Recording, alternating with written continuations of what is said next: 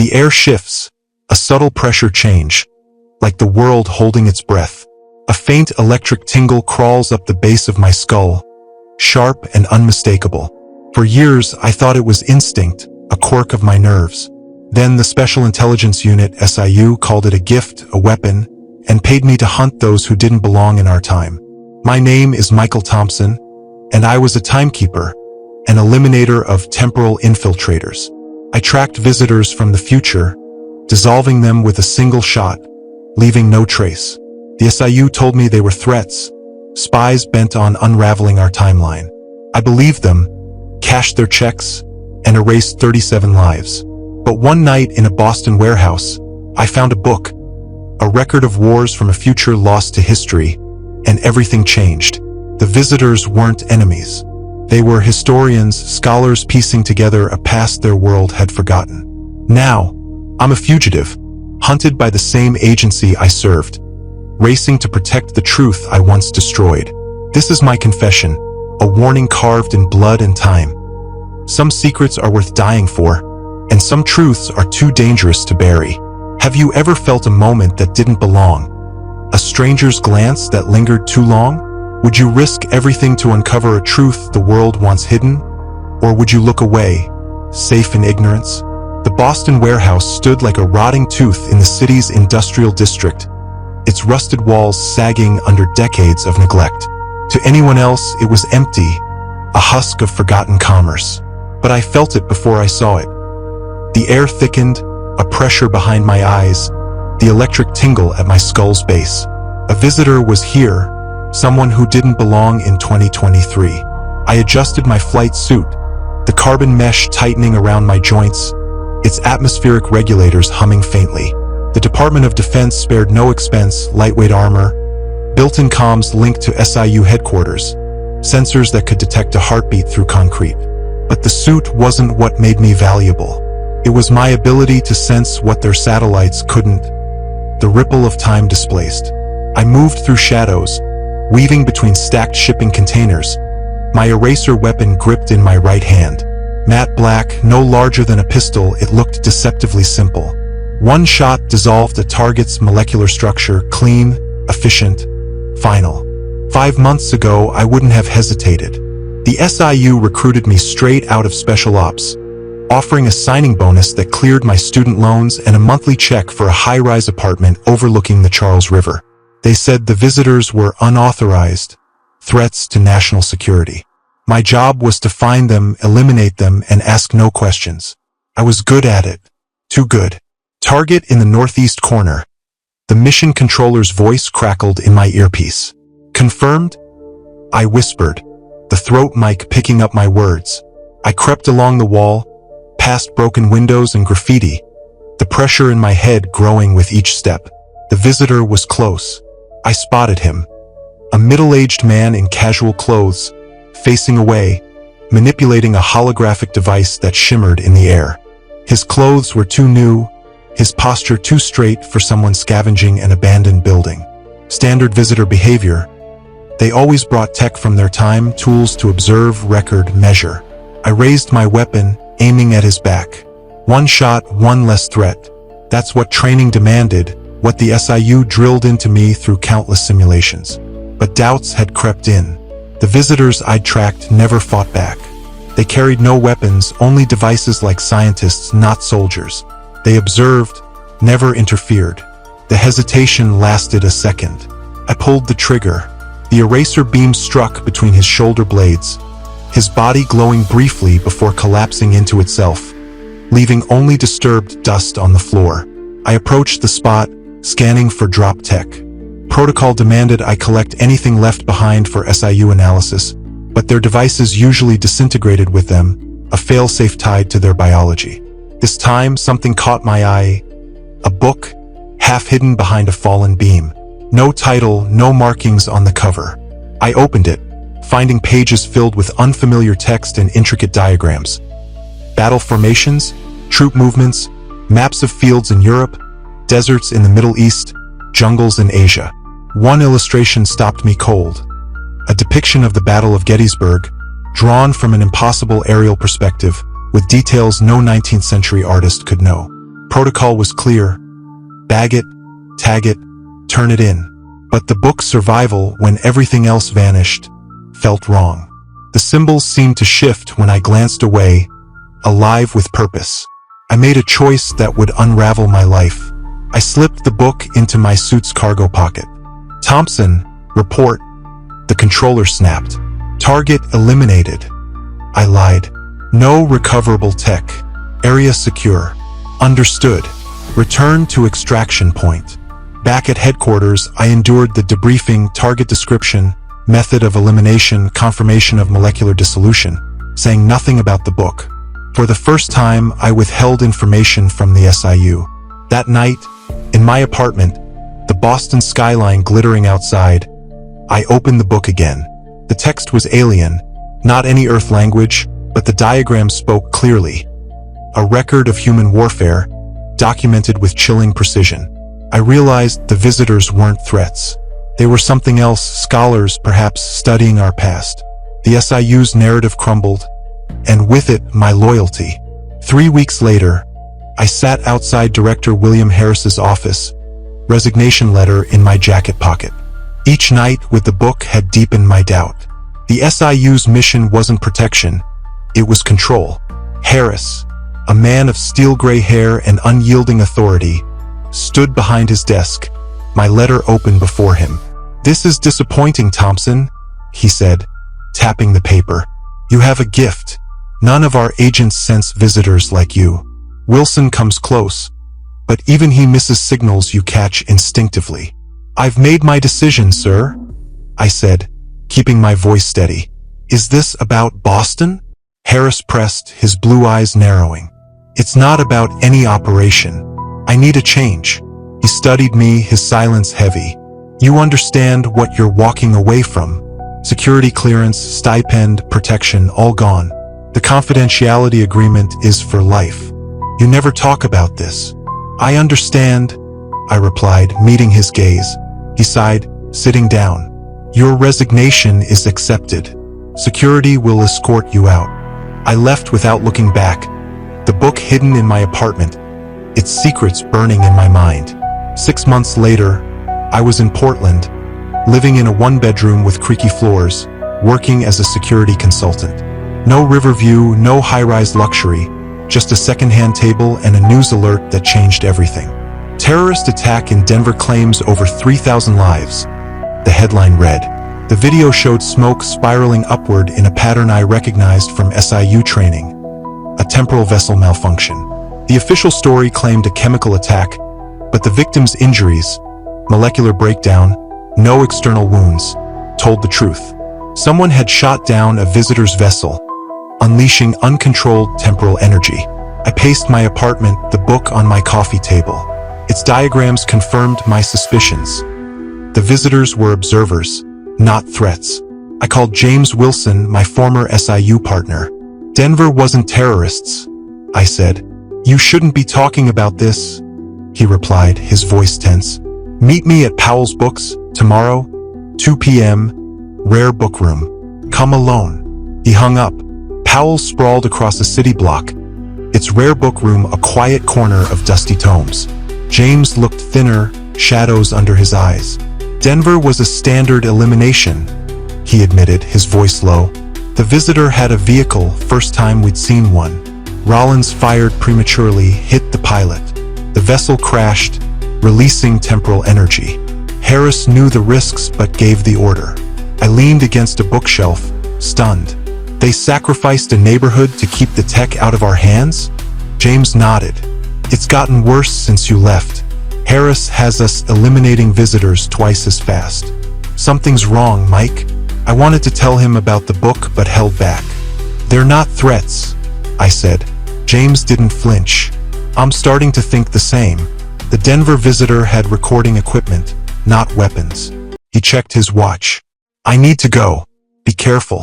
Harris thinks you'll come back." I almost laughed. Not happening. A week later, I sold my furniture, closed my accounts, and fled to Buenos Aires with the book in my backpack. South America offered distance from the SIU and a chance to decode the book's secrets. I became Michael Baker, a Canadian historical researcher, my beard and longer hair masking my past. For 2 years, I moved through Ecuador, Colombia, Peru, chasing answers. Professors dismissed the text as a forgery. Code experts hit dead ends. Anthropologists found no linguistic match. I showed only select pages, never the full book, and never stayed long enough to draw suspicion. In Buenos Aires, I found Dr. Emily Parker, an American linguist renowned for studying extinct communication systems.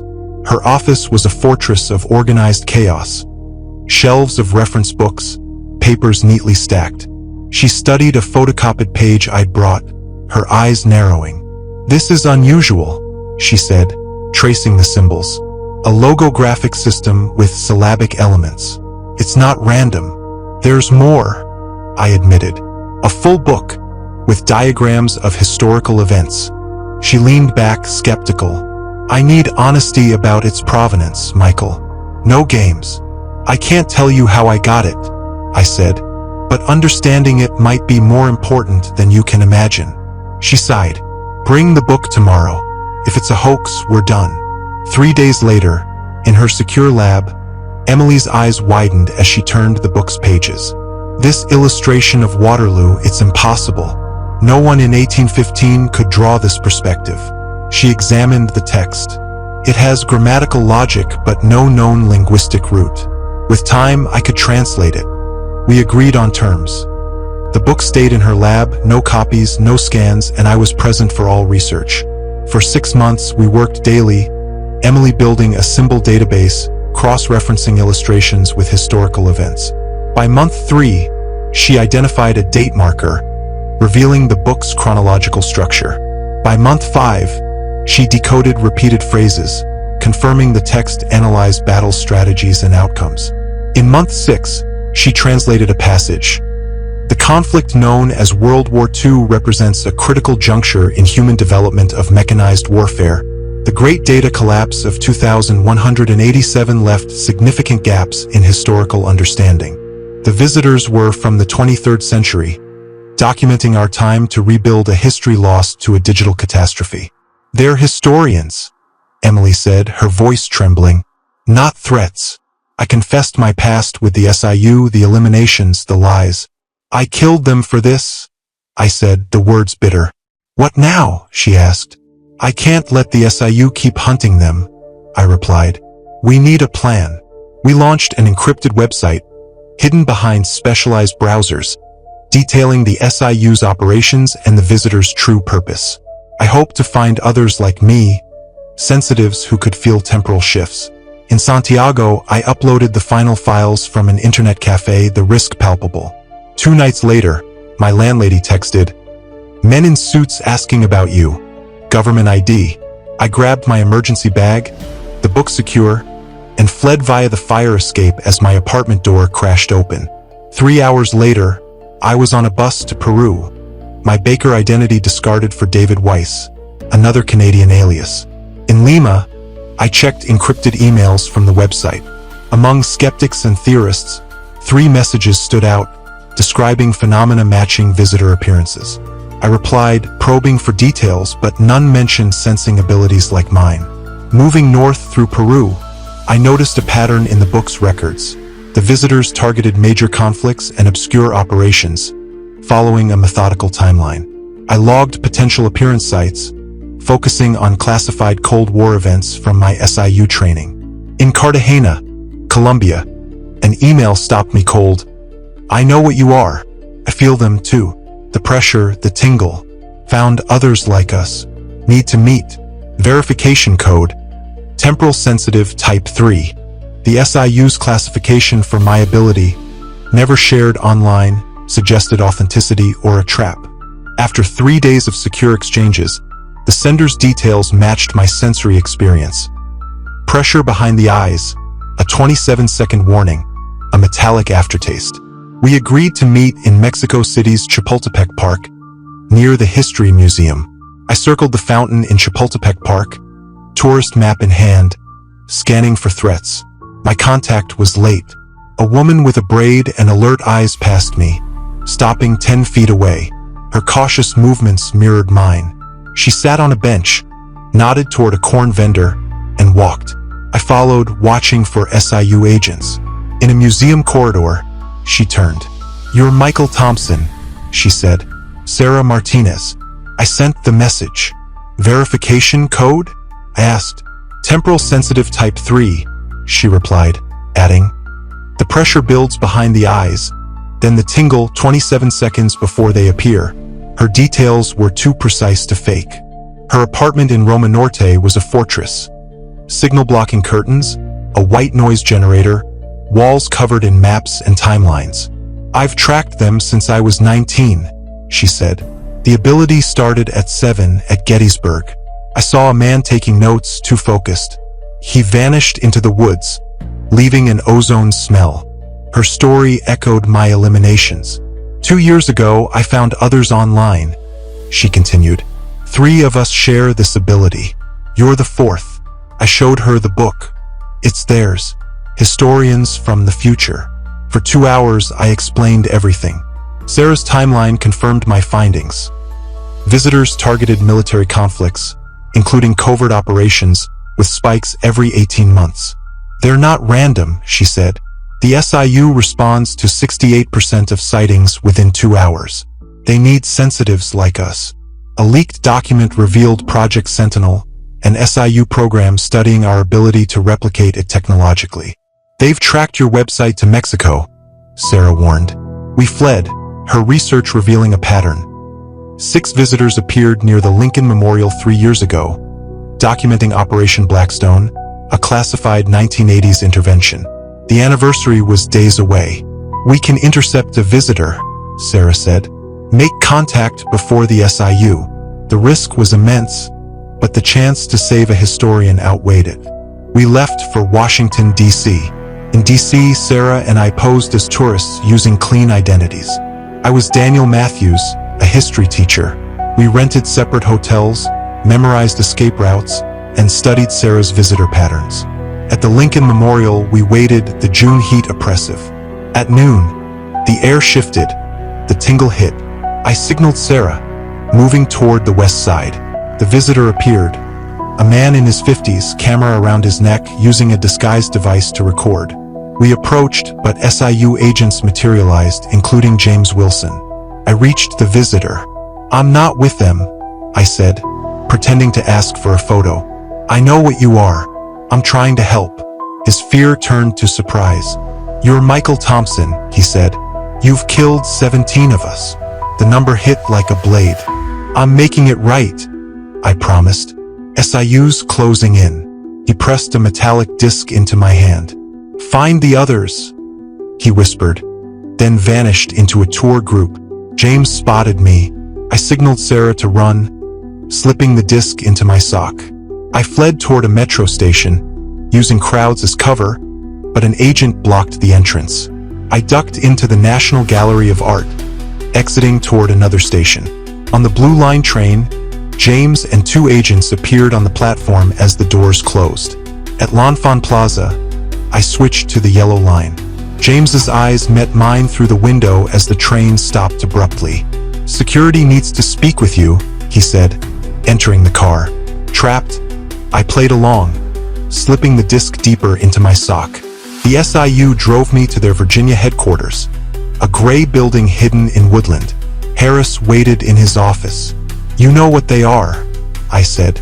"Historians, not threats." He nodded. "That's why they're dangerous. History shapes everything. Their truth would expose operations we've denied. The past must stay flexible." The book, he admitted, documented classified events known to fewer than 20 people. "Where is it?" he demanded. "Not here," I replied. James, overhearing, looped the security feed and led me to the motor pool. "I signed up to protect, not cover up crimes," he said. We escaped in a borrowed car, heading to Baltimore to meet Sarah. At a coffee shop, she revealed the disc's purpose: a communication device linked to a visitor hotspot in the Adirondacks. "It's their base," she said. We agreed to go, using off-grid routes and James's safe houses. The Adirondack forest was dense, untouched. After 3 days of travel, we reached the coordinates. The clearing was empty, but the air felt charged. The disc glowed blue, pulsing faster. I pressed its center, and a shimmering doorway opened. For figures emerged, tall, slender, translucent-skinned, their amber eyes alien yet human. "Michael Thompson," their leader said. "We've been expecting you." They knew me, my eliminations, Sarah's tracking, James's kills. The disk was a beacon to their base, a nexus of electromagnetic fields facilitating temporal travel. In 2187, a great data collapse destroyed their history, leaving fragments manipulated by power brokers. "We observe," the leader explained, "to document truth, focusing on conflicts to prevent future wars. Your government fears our accuracy." I offered my knowledge of classified operations to fill their gaps. Sarah and James pledged their skills.